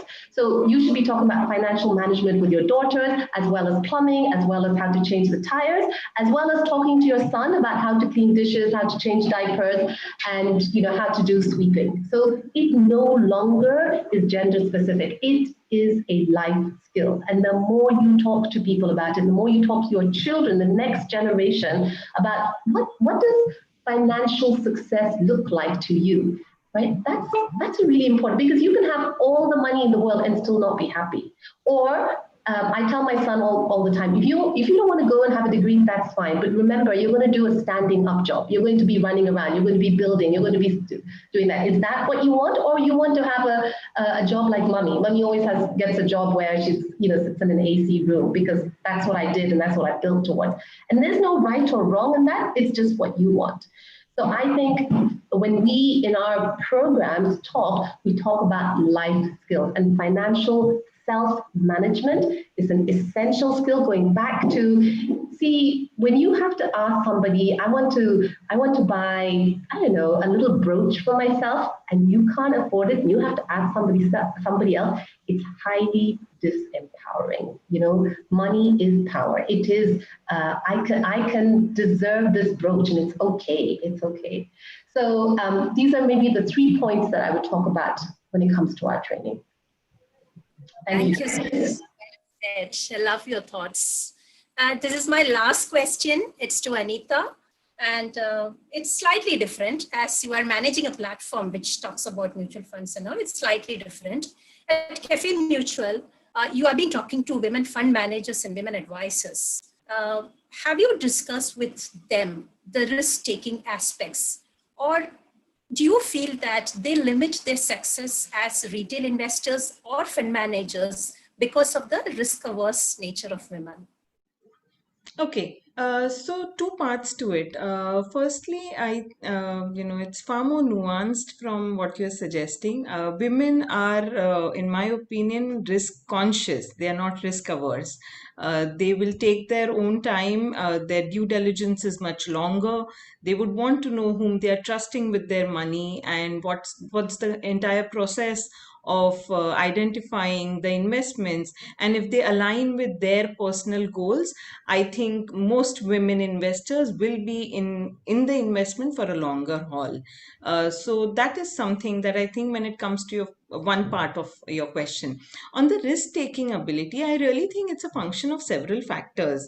Like we discussed earlier, also this is more to do with your socio-economic background, and what is the kind of education that you've had, or for that matter, extremely contextual. So we may have 2 women colleagues in our office who would be drawing the same amount of money, and probably career-wise are at the same stage in their life, but their risk-taking ability could be totally different. So So I think it's very, very situational. Also, like I mentioned earlier, because in my childhood, I saw my father always investing in direct equities, which is considered risky. To me, it was quite okay because I saw him do well in that. So my risk taking ability, because to someone it might, when I invest in direct equities, that might be risky, but to me it came quite naturally. So I think it's largely to do with somebody's personality, the kind of childhood experiences that we've had. So it's really quite contextual. And again, in a lot of cases, all investment products undergo certain cycles. So we've had, there was a real estate boom when everybody started purchasing properties. So that time nobody really thought if it was risky or not risky. Again, right now when we're seeing a market rally and the index is at 50,000 now, but this is the time that it's most attractive to people. So I think to that effect, risk taking is something that is dependent on different factors, actually. And when you speak about the women investors and fund managers, see, I think women are overall extremely methodical. And there's been a survey which was done on women investors and fund managers, and it clearly showed unequivocally that women are always very disciplined on their approach, and they're not going to respond to any kind of market noise, which most of the times men would. So women are not going to get affected by rumors or certain events that might take place. If they've made up their mind, they're in it for a long term. So that's how I look at it. Thank you, Anita. I'm concluding with this, and the main takeaways are there is nothing wrong in being money-minded. We need to be women, need to think about this, and we should be having more forums and ecosystems where women can be empowered. They can have discussions about money. Women can be empowered for taking financial decisions, and we need to give them the confidence that so that they need not think twice before they take a decision when it comes to their investments or their finance management. So this is what I would like to add as a conclusion, like financial planning or personal finance is not about knowing everything about the products and the market, but we tend to think like that. Guys discuss about stock markets, trading, everything in their peer groups, been actively tracking these newspapers, internet, everything. So it can happen like that. They are more updated, but we need not think like that. We doesn't know, so we cannot take a risk, or we need to have to take very careful steps or anything like that. It always doesn't require that we should know everything about the product, or we should be able to predict how the market's moving to take a decision. Because it's even experts make mistakes when it comes to predictions, because it's after all it's a prediction only. It's just like a weather forecast. Anything can go wrong anywhere. So according to me, knowing finance or taking financial decision is more like an acumen. It's a life skill. It's more of a money. It's not, I would prefer to call it a life management than money management. So a basic knowledge, interest, acumen, confidence, and an open mind can make a lot of difference. This is what I believe, and I would like to tell all of you who are listening to this. And we are at HerMoneyTalks. We are here to help you for achieving this. Thank you. And with this, I'm concluding. But I guess there are a lot of questions that have come in the chat and in the YouTube live. So, Manisha, can you help with the questions?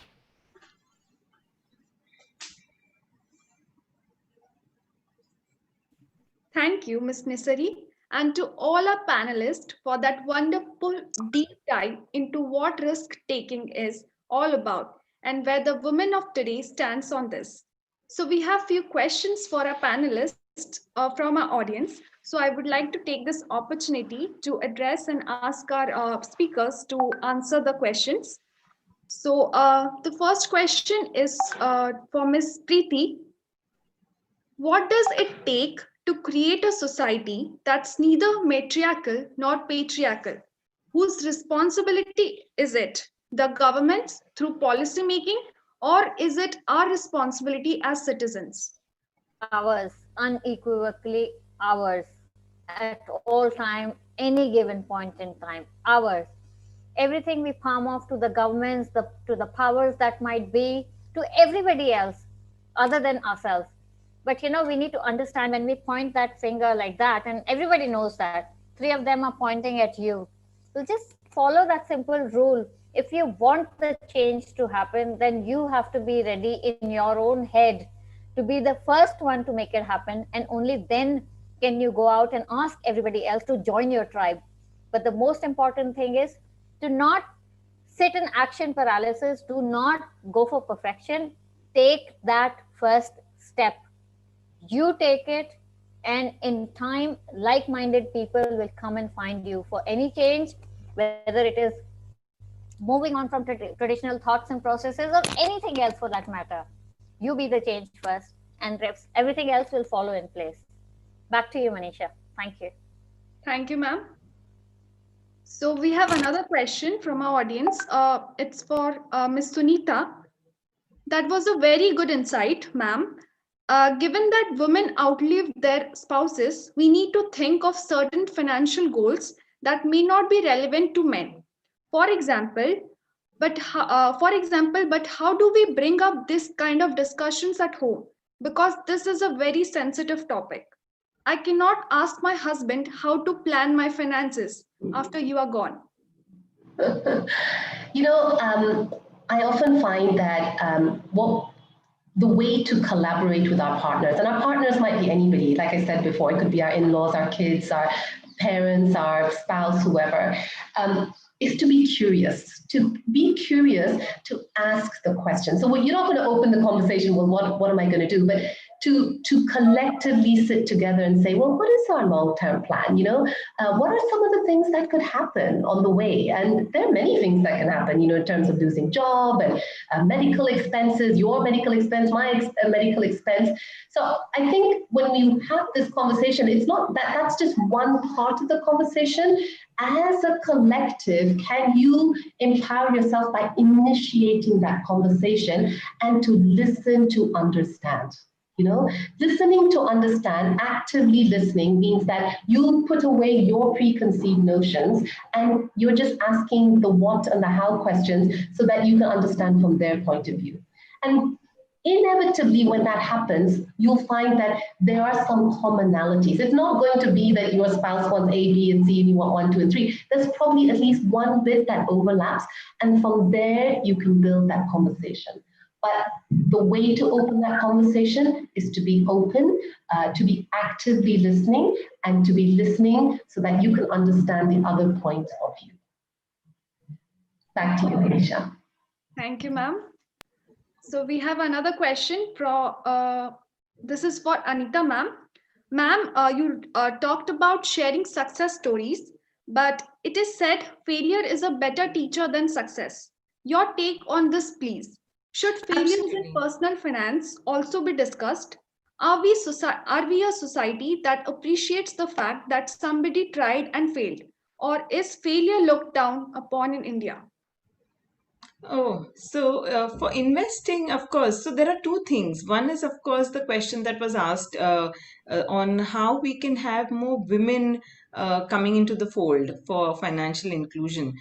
So by success stories, of course, I mean, how any shared learning, any experience. So if you were able to achieve certain financial goals by adopting a certain method, by acquiring, maybe investing in mutual funds or some other avenue, or if there were any learnings that you had, whether it did well for you, or were you able to do a proper asset allocation, or any success story or a story or an experience that were you able to take help from a financial advisor and how it helped you, because it finally financial goals are nothing but closely aligned to your life goals. So how did an advisor really help you? What were the processes? So basically you have to fall in love with the process of managing your own money. And by sharing success stories, that's what I meant, that we need to be able to understand the whole process and just achieve your own financial goals. Thank you, ma'am. Also, there's another question. Is it true that female professionals are seen as aggressive when they ask for a pay raise? In fact, they are made to feel bad for having asked for a pay raise. How to avoid this? Oh, is that question for me? Yes, ma'am. Okay. So, I come in before I started, working here at Cafe Mutual. I used to be in media. And yes, there I did come across it, while it didn't happen to me, but I did come across a lot of colleagues who were looked down upon, asking for a certain raise.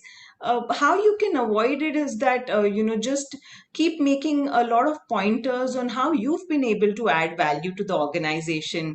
uh, be very assertive on what are the kind of milestones that you help the organization to achieve. I think that really goes a long way. You can't get emotional about it. Like Preeti said, that you when you want a certain change to happen, you really have to become unemotional about it. Look at it as a challenge and try to try be more well prepared. Make sure that you've done your job very well, and just try to be assertive that you are asking for which is rightfully yours. I think that's the way to go about it. If I may add, Manisha, if I may add to that a very quick thing, I think we as women are extremely hesitant in talking about our successes. So if we have actually contributed in making anything happen, it is absolutely imperative and important to go out and talk about it. Self-promotion. I wouldn't even call it self-promotion. I would just talk about whatever we have achieved. If we start sort of talking about it, making other people know that we were a part of that journey, which brought X dollars or rupees to the organization, then when it comes to the pay raise or anything else that you are asking for, you have data points that you can then talk about, but if you were keeping all those things hidden in the first place, where will you build your story? So essentially, please start talking. That's what I was trying to say. Back to you. Thank you. Thank you, ma'am. So there's another question. This is for Ms. Neha. Referring to your remark that vices are good to have, I would like your advice on something. I'm investing in some chit fund, but it is said that chit funds are almost like gambling. My family also does not like it. Your advice on whether I should continue on it. Okay. I think it is about how organized the investment. Where are you putting your money in, right? That is the question we should ask ourselves. Vices would mean what you want to, probably if I were to reword it, what is your goal in terms of financial goal and life goal? And if you can think big, I was connecting to that, right? So, but then probably don't look out for avenues for quick buck and fall into uninformed or make uninformed decisions that will risk your money, right? So to answer your question, I don't know which chit fund you're working with, but you should really work on, are they reliable? What is the proposition they have? All of those things you need to do your study, research before you go put your money, and ask people around who are in this space so that they can give you accurate suggestions, right? That's what I would say. But if you are going with this approach that that's the money you are okay to lose, then that's the vice. I would say you're okay to lose the money, then that's a different approach. But yeah, over to Anita. She had something to chime in. Yeah, so on chit funds, I think one must obviously refrain from getting into chit funds for the only reason they are extremely poorly regulated. You may have read in the newspapers also a lot of chit funds folded up, and which ended up in several investors losing their hard-earned money. Sincere advice: stay away from them. There are several other vices. We can have a complete list of vices that women must have. Stay away from chit funds. Yeah, true. That's a good one. Yeah, there you go. You have the answer. I would like to add to it. There are government-backed chit funds you can try. Yeah, there are government-backed chit funds which you can try your hands with, but that's an industry where there are a lot of private players and it's very risky actually. You can continue. Thank you, ma'am. So this question is for Preeti, ma'am. Ma'am, I really liked your observation that the participation graph by women is slowly but steadily growing. That each step taken is an incremental journey. How do we build that discipline in ourselves to keep doing this throughout our life? I think personally, I cannot talk for everyone else, but I would just quickly point out my own experience. For me, it is extremely important to do a lot of self-internalization, self-talk, have a lot of, basically what happens is you are a sum total of the 5 people that you have around you. So I surround myself with the people that I would want to be, maybe immediately, maybe 6 months, 10 years, 5 years down the line. The point is, the more open and receptive you are, the better you turn out to be. So for me, it is all about knowing myself thoroughly in and out, looking inward, knowing my own limitations, knowing all my pros, cons, and the rest of it. That is my journey. I cannot talk in general for everybody else, but I'm sure there are certain processes that people can imbibe in. The number one being, start looking at people, make those relationships, make those connections. There are unique and wonderful people out there. Reach out to them, learn from their journeys, take the stuff that works for you, leave out the rest. I think that's a good point, a good part to start with. The rest you can maybe figure out when you start on this journey. Back to you, Manisha. Thank you. Thank you, ma'am. So there's another question for Sunita, ma'am. The COVID pandemic has created havoc in the economy and all the finances. What is your outlook going forward?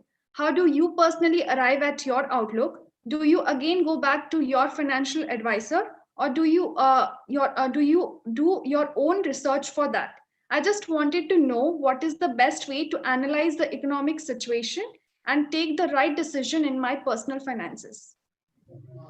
Right. I don't think my answer could maybe address where everybody is. So I'll just say what I did, which is I continued with my financial advisor. At that point, it's like pulling out when you're having your heart being fibrillated, when you're having a heart attack. It didn't make sense to do that.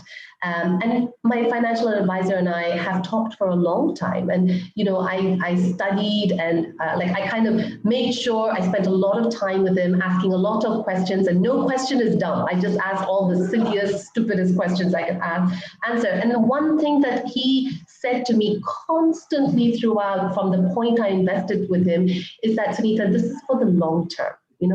I don't know what's going to happen to you in the short term, and you're going to see ups and downs. So he did warn me that this could happen. But if you are thinking about financial goals like my son's education, my retirement, these are long-term goals. And along the way, we're going to have the bumps and things that we just don't know what's going to happen. So I absolutely trust him. And if I didn't, I think I would go somewhere else. But I trust what he says, and I have enough self-trust to trust what he says. It's not just about me trusting him. I trust myself that I have made a good decision going with this person. And I think that's where it begins, with myself, as always. Thank you, ma'am. So this question is for Ms. Anita. As a non-finance professional who relies on a financial planner, my response is as follows. Align your financial goals to your life goals. Example, home buying, child fund. So how do you plan your financial goals? Can we get some examples of it? Okay, my financial goals again, they are attached to my life goals, just like, you just stated, a child's education, a child's marriage, of course, comes much later. I want to go on a world trip. I want to travel the world. and I want to do that very soon. So that's the biggest goal I have. And I have a separate SIP which is done exclusively for this. So I try and build a lot of SIPs because I do not have enough time to keep looking at the markets and trying to make all the changes as and when the market keeps fluctuating. So I invest in mutual funds, and I do have a lot of SIPs going. Each one each one of my SIP is dedicated to a certain life goal, and that's how I go about it. Of course, I do invest in real estate, but it's not really an investment. That's the house I stay in. So that's a very big investment. Again, we made my husband and I made together. But I would really suggest, so anybody who wants to grow long-term wealth must look at SIPs, chart out your own financial goals. It should be aligned to your life goals, just like I did. I want to go on a trip very soon. So that's how you should go. Thank you, ma'am.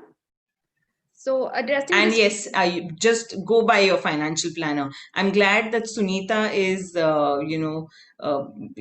your advisor is really hand holding you well, and I'm so glad that you have that kind of a trust relationship, that despite the pandemic and the kind of change in valuations of your own portfolio, you've stuck by him.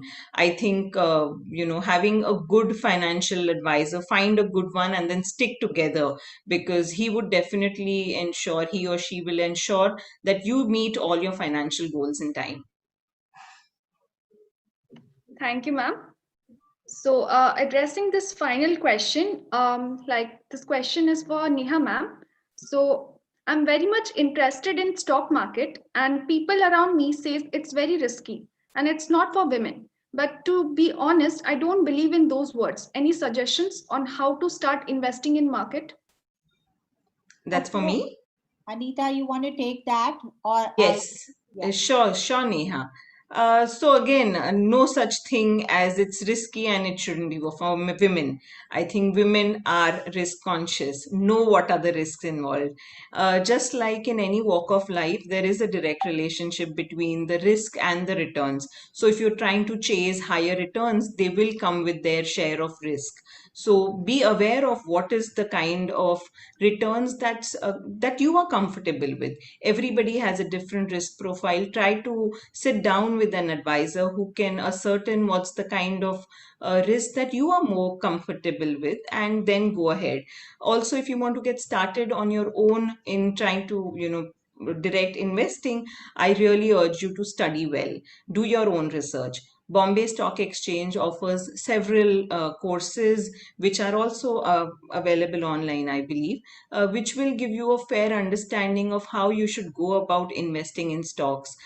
Maybe you can start with a certain sum that you want to try out your luck with, but do this only after you have acquired enough knowledge and you understand the pros and cons of entering the market on your own. Take care and stay safe.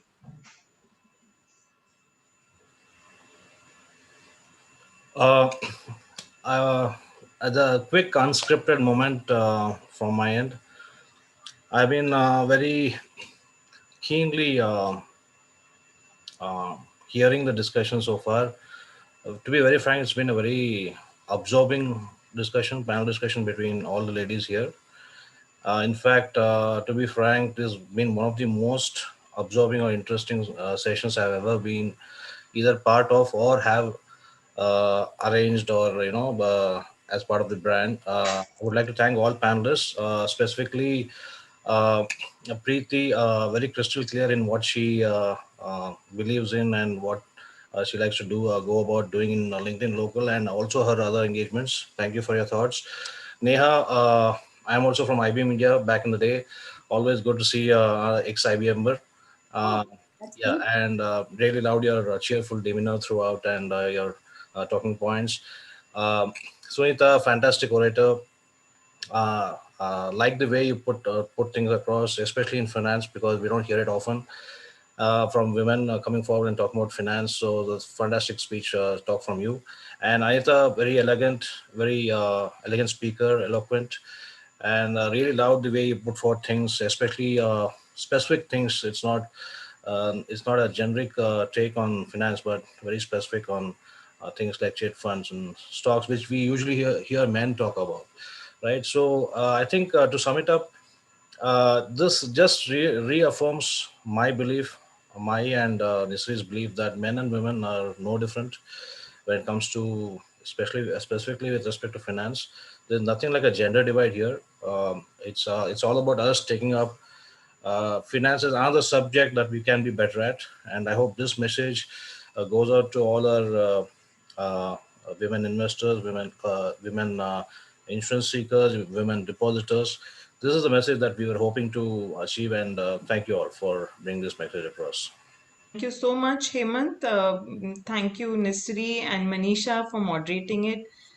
Thank you so much. It was a pleasure. I thoroughly loved the conversations that we've just had, and I hope to stay connected with Preeti, Neha, and Sunita. Thank you so much. Likewise, here it was absolutely fantastic. I'm looking forward to the conversations that would start from today, from this day today. Carry them on at LinkedIn and elsewhere. Pleasure. Thank you once again, HerMoneyTalks, Nisri, Hemant. Thank you, Manisha, for those questions. And lovely meeting my fellow co-panelists, Neha, Sunita, and Anita. Thank you. Thank you. Bye, ladies. All, it was lovely talking to you all. Thank you. Thank you. Thank you. Thank you. Thank you. I now request Ms. Archana Venkat to conclude the session today. Ms. Archana is the founder of Women Leaders of Sarjapur Road, a lenient circle. She is also the author of Seize Your Career, a book that details careers challenges faced by women in mid-senior roles. She believes the financial independence is a step towards empowering women to take charge of their careers and lives, and thus identifies very strongly with what Femvest 2021 stands for. Ms. Archana, over to you. Thank you so much for the introduction. It gives me a great pleasure to be a part of Femvest 2021. This is incidentally the first third-party event that the Women Leaders of Sarjapur Road has sponsored. I'm glad we could collaborate on such an important topic. The Women Leaders of Sarjapur Road is a lenient circle that helps women progress into leadership positions in their careers. We do this through knowledge sharing and confidence building measures on technical topics and soft skills. In that context, financial literacy and eventually good financial management is key to a woman owning her career. In fact, a growing career is what prompts us to seek better management of our money. Femvest 2021 has been a wonderful start to the year for women looking for ideas to make money work for them. Our members have participated in some of the sessions and have experienced the richness of content and expertise that many of the speakers have brought. I wish you all the best, and I look forward to more interesting sessions for the rest of the week. Thank you so much. Thank you, Ms. Archana, for those thoughtful words and a wonderful close. It has been a fabulous assortment of talks and panel discussions today, with each speaker adding to our repertoire of insights and adding to the takeaways from this event. As day 3 comes to a close, we look forward to day 4. We would like to take a moment to thank our partner organizations and collaborators. HerMoneyTalks would like to place on record its heartfelt gratitude to BSE India, our main event partner, for having helped give shape to our vision of this event, and to CII-IWN for being a channel partner. Next, we would like to thank Mirai Asset, our knowledge partner, for putting their shoulder to the wheel in helping architect the investor education track. Our deep sense of appreciation also goes out to Banking Frontiers, our organizing partner, for ensuring that the I's were dotted and the T's were crossed as we brought together all the building blocks for this event. Finally, we would like to place on record our gratitude to all our ecosystem partners, Kerala Startup Mission, Zone Startups India, Vadvani Foundation, and Startup Odisha, as well as to all our outreach partners, LinkedIn Local India, Confederation of Women Entrepreneurs of India, Women Entrepreneur Network, Indian Institute of Management Sambalpur, Times of India, Lean In Circle, Startup Times, Iron Lady, Queen, Workchar, Startup 201, V&V, and Women's Web. Tomorrow promises to be another stirring day with our Investor Education Talk series kicking off. Tomorrow's session starts at 4 p.m. Indian time, so hope to see you all there. For now, it's a goodbye from all of us at HerMoneyTalks. Thank you.